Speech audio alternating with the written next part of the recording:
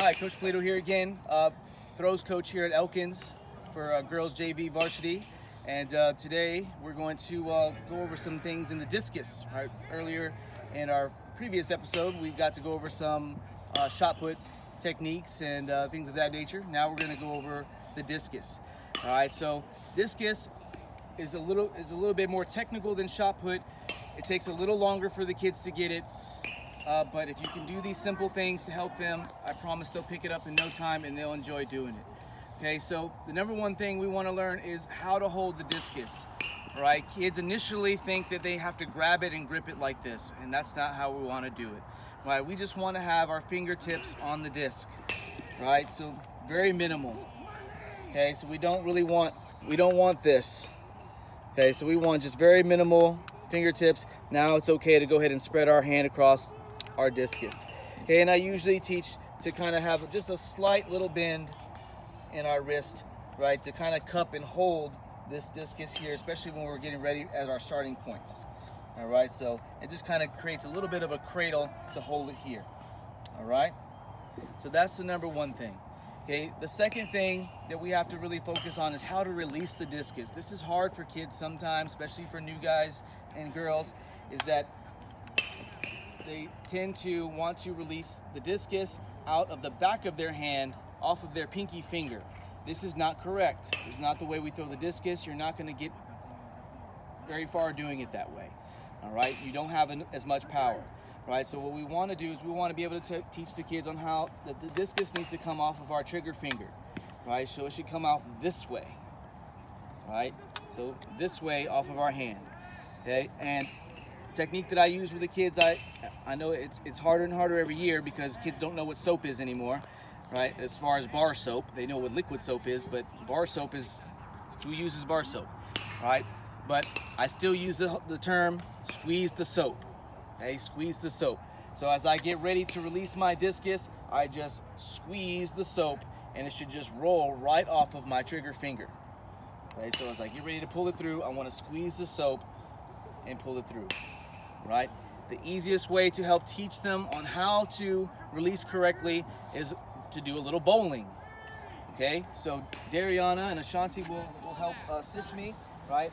I'll start with Dariana. We'll just go right there about in that line. And then you'll replace me here in a second. All right, so what we want to do is we want to bowl this thing. Okay, so we want to hold it correctly just the way I showed you before. Right, and you got to teach the kids to step in opposition, which is opposite hand, opposite foot. All right, something that they should have learned a long time ago in kindergarten PE. Right, so I'm right-handed, so I want to step with my left. Right, and you really have to emphasize to them they have to get really low to the ground to do this. Right, so I want to step with my left. I'm going to get really, really low to the ground. Right, and I want to roll it right here again off my trigger finger. I want to squeeze the soap, and the nicer and the straighter it goes and the more control it goes, that means I have a nice release. Okay, if it's wonky and it's going everywhere and it's bouncing everywhere, that means I need to work on my release, and that means I have to do this drill more and more and more until it's nice and perfect. Right, so it should look like this. Okay, we're going to step, get low, squeeze the soap. Okay, now we'll do it one more time. This time, you followed the disc the last time, right? Okay, so we saw the disc how it rolled nice and straight. It was nice and smooth. Okay, this time, coach is going to focus on my hand. Okay, he's not going to go with the disc. Right, so we really have to emphasize this is something you should be looking for, making sure that as they step and do this, that they are squeezing the soap. Squeezing the soap. Right, that's going to give them a nice release. All right, so that's something that they can do before practice. Okay, before practice, very easy to do. All right, so that's one drill we can do. Another drill that I like to use for a release is just to kind of I just call them disc flips. Right, we just want to flip the disc up right in front of us. Now this one's a little bit tough. You have to be careful and make sure you have plenty of spacing, and just be patient, because and try to demonstrate as much as you can. All right, so what we want to do is, I just want to flip this disc up, and I do this mainly It's mainly an elbow movement, okay? I'm really just bringing my hand up right here, okay? It's mainly elbow, okay? I'm not moving from the shoulder. It's mainly just the elbow and my wrist, elbow and wrist, okay? And I'm squeezing the soap as I'm doing this, right? And I want to just be nice and control. Now in the beginning, you want them to flip it and tell them to walk away and get away from the disc, right? Because you never know where it's going to go with a young thrower. Okay, so as they do that, you can tell them to, when it goes up in the air, to step back and step away. Okay, it's okay, right? So again, elbow and wrist. Okay, and again, I'm squeezing the soap. I should feel the disc coming off of my trigger finger. Okay, boom. And what I'm looking for as a coach, and I usually like to use a mark, right? So I can see which way the disc is rotating, right? If I'm looking at this mark here and it's supposed to come off my hand this way, I'm looking for this mark spinning this way. If it's going the other way, that's not right, right? So that's a coaching point to look for, right? As they get better and get more control, we want to be able to just toss it and catch it. Okay, nice little flip and catch. Okay, flip and catch. So again, it's an elbow and a wrist movement. That's it. Elbow and wrist, flick it, squeeze the soap. Elbow, wrist, flip, right? And as they get better and better, they'll be able to go higher and higher, okay, and get better at it, right? So those two things are very crucial in learning how to correctly release the disc. It just helps them to get familiar with it, the feeling of it. Very easy to do. Again, the bowling is definitely for the beginners. Start with that, okay? The disc flips I showed you, that's a little bit more advanced. Again, start with just flipping it up, walk away. Okay, and then once they get good at it and get confident, now they can flip it up and catch it. But again, even when they're good at it, make sure there's plenty of spacing, because you just never know what can happen with discs or shot puts, okay? So those two things are great for releases. So again, we're gonna go into the discus ring. Okay, so the discus ring is considerably bigger, right, than our shot put ring. And again, we want to start with the same kind of progression, right? This is just something that I like to do. You know, some people like to start from the back of the ring and work their way up. I like to start from the front and work my way back. I find it's easier to teach people that way. Because at the end of the day, if we can't get in a good power position to throw, you know, it doesn't really matter what we do here in the back, all right? So here's some easy things to help some young kids learn these things. So sometimes, right, kids are gonna have a lot of confidence issues, especially when they get up here to the front, right? So one thing I like to have my guys do, they start at the front. So basically I have them, you know, get into their power position, right? But then they're gonna turn their toes to 6 o'clock, right? So I should be in this position right here, and I should feel nice and strong here. Not like I'm on a tight wire and I don't have any balance. I should be strong in this position, all right? From here, right, I wanna grip my disc the way we showed you earlier. Usually use the offhand to kind of act as a brace, right? And then from here, we go back, and then we release forward. And just doing that movement you just saw me do is tough for kids to get in the beginning, because they always feel like the disc is gonna fall. But you have to assure them and show them that if the disc is in motion, it's not gonna fall out of your hand, right? It's gravity, it's science, it won't happen, right? You gotta trust it, right? But it takes some time to build up the trust, right? So something, you know, before they start to throw, make sure they can do that, all right? So what I'm looking for is this, and I'm gonna grab the disc just to be able to show you in different parts in slow motion. All right, so and you can actually have them grab the disc in the beginning as well. All right, so look, I'll start here. Now, common mistake kids want to do is, first thing they do is when this starts to come away, they want to turn the face of their disc open, right? And we don't want to do that, right? Another common mistake is they drop their arm straight down. When they do this, when they bring it back forward, they throw from down here. And that's not good either, right? We want to try to do our best to keep a minimal turn on the disc as it goes back. And we want to try to keep our hand as close to parallel with our shoulders as possible. Now it's gonna dip. Okay, there's nothing you can do. There's no way you can keep it straight. Okay, it's gonna be dipped. Okay, but it's okay here. Right? Because again, we want to create that upward lift anyways. So that's a good position. That's a good position to be in. All right. So when we look at it in real time, right, we want to be able to get them here to do this. Okay, but it's got to be fast. Now, if they hesitate or stop, the disc is going to fall out of their hand, right? And that's going to happen, and it's okay, right? You just got to keep reassuring them, keep working on it, and just let them understand that as long as the disc is in motion, it'll stay in my hand. As soon as I stop, it falls. Okay, so those are just some things to show them, to convince them that, hey, this works, right? But you can't hesitate, and you got to be quick with it. All right, so that's how I like to start them off here. All right, just a nice simple throw out to the field. So Coach will back up a little bit, and Shanti's gonna just kind of show you what that looks like, right? Don't hit me. He's gonna keep it on you. Yep. So she's gonna start from the front, right? So again, she's gonna find her power position. Okay. Now I want toes to 6, and I want to be strong right here. Okay, and just nice and smooth. Follow through.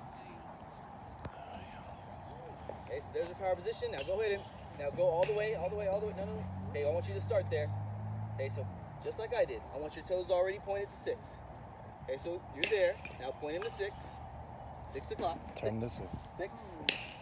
Rotate your toes all the way. Yeah. There you go. Now you're facing forward. Now I want that front leg bent a little bit. There you go. Now from there, just like I showed you here, just nice and easy throw. Okay. All right, so Dariana, she'll come up and show you one from there as well, real quick. Okay, and one more thing before she goes, another point of emphasis is their follow through. Okay, don't let them get used to just coming here and stopping. As they throw the disc, you want to make sure that their hand is flat, right? So any way we turn our hand, that's how the disc is going to fly, right? So we want to try to keep our hand as flat as possible, right? When we get right here, this is our release point. We want to squeeze the soap and follow through, and as you can see, my hand should be up here at my eye level, high, and keep going across my chest. Okay, I want to follow all the way through across my chest. Okay, watch Dariana do it.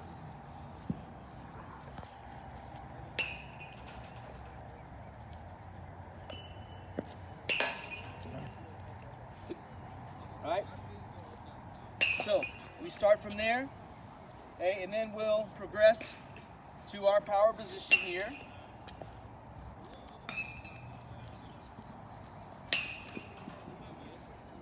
And we'll throw from the power position. Okay, same power position, pretty much from shot put. Okay, the only real difference is with a shot put power position, we want our chest and our shoulders and our weight to be more over our knees and toes, right? So we can really drive that shot put up. With this power position for discus, okay, I want you to think more of like you have a pole running down your back. I want to be nice and straight here, okay, not leaned over. Right? But this leg is okay being straighter. This leg I want to be bent. All right, because I still want to use this as my pole vault leg and create this upward motion when I throw. Okay, so then we'll start here in our power position. And again, this is why that first movement from here to here is important. Right? If we can't do that, all these other drills are hard to do. So that's something that you got to start off and make sure they master it. Okay, so from here, all right, I'm just gonna wind back, and what I tell the kids is when my arm starts to come forward, that's when everything else starts to come forward. It's timing, and it takes time to get it, right? So I want to go back, forward, follow through. Okay, so then from there, I like to go from what we call the middle throw.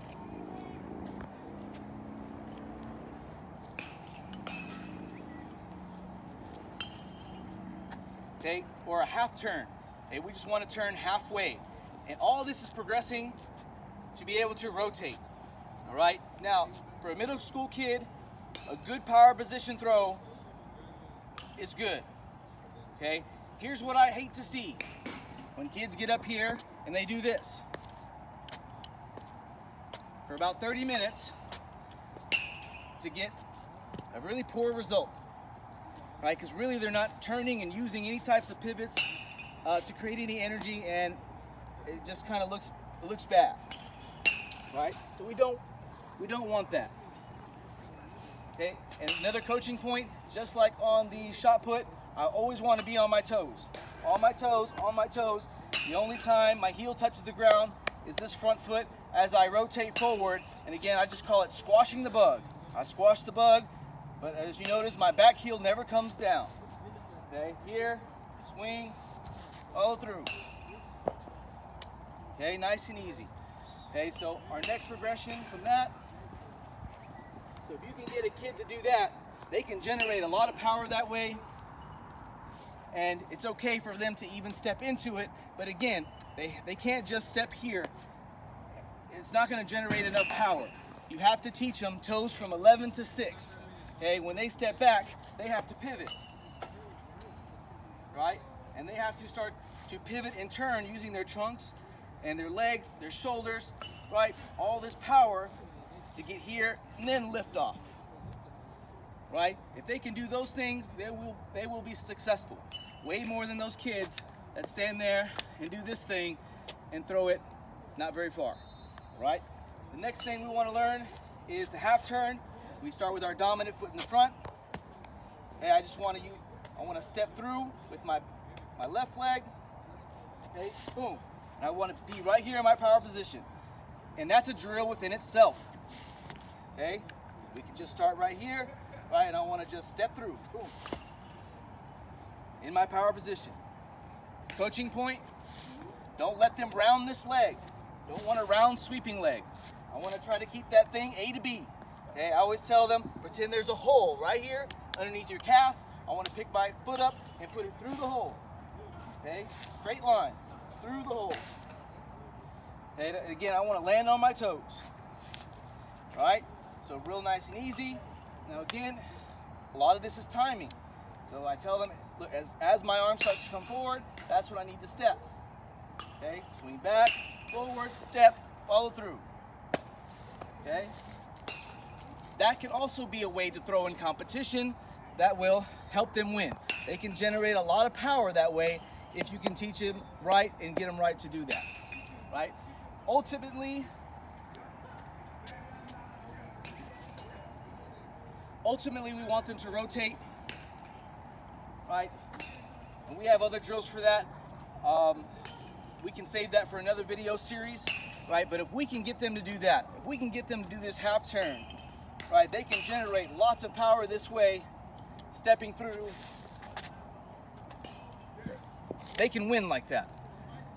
And a kid that can do that, I can easily teach as a freshman to start to rotate all the way.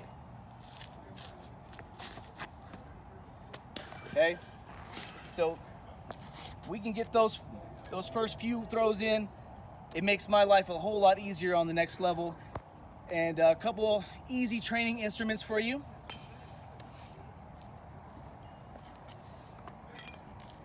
Cheap and easy things. Baton. Okay, and these are for the kids that are having trouble, holding the discus, or especially the ones that like to turn their hand a lot. And you can just use this just for training purposes and for footwork when you don't necessarily want to have the discus in their hand. All right, so they can take a baton, and again, coaching point is I want to keep this palm down.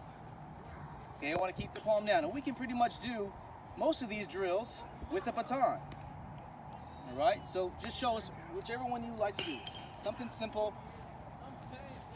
So we want to emphasize that palm down. There you go. And go ahead and throw it.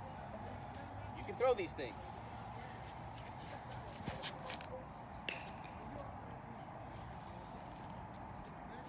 The other easy, cheap instrument to use is a towel. Take a towel, put some tape on it. Same concept. Palm, make sure that palm is down, right? Hands flat. And I really like to use this one, especially when they're in their finishing phases, like here in their power position, to I have them kind of turn slow in the beginning and then get a snap. Turn and then snap and follow through. And these are real good because they're not so focused and concentrated on the disc.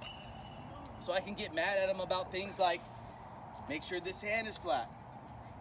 Have your hand up, right? I want it more shoulder level. Okay, don't let your disc drop. We don't want the disc to drop. We want to try to keep that disc as high as we can. All right. Another point, we want to keep our offhand, left, in her case left, elbow and knee together. Okay, so I always tell them to make a C with their hand, right? See the C. Right? If you can't see it, you're opening up too soon. Right? We want to keep this together. We want to keep our hips and our shoulders together. Right? It helps when our elbow and our knee stays together that way. Right? When we open up too soon, we lose some of that power. Right? We want these things to be together. Right? So nice and slow. Boom. Okay, so 2 instruments that are cheap and easy to use. Again, I like to start from the front, move them to the back, and you can start all these drills with these instruments. You can start it with the baton, you can start it with that towel, and once they get comfortable with the movements, once you've been harping on them about keeping their disc up, keeping that other hand in front of them, remember see the C, right? And the purpose of that again is, and it's the same thing for shot put, right? Elbow and knees got to stay together. Right? We want to keep them together, right? Because we want to keep all this tension here, right? We don't want to open up this too soon, right? We don't want our shoulders beating our hips, right? If anything, we want our hips to win, right? We want this in here, and then that comes around at the end, okay? Same for discus. Hips win, then shoulders are going to come around in second, but it's a close second, all right? So teach them that, keeping this elbow and this knee together always. And that's about it. And again, if they can do those things, that'll be great. Again, baton, towel with some tape, really easy tools, resistant bands, easy tools to use, cheap things to use to help these guys gain confidence before they actually start throwing the discus. And once they master these things, they're going to start having lots of fun and they're going to start winning. And that's the most important thing, is having fun and winning. If you have questions, contact Taylor Polito at Elkins High School.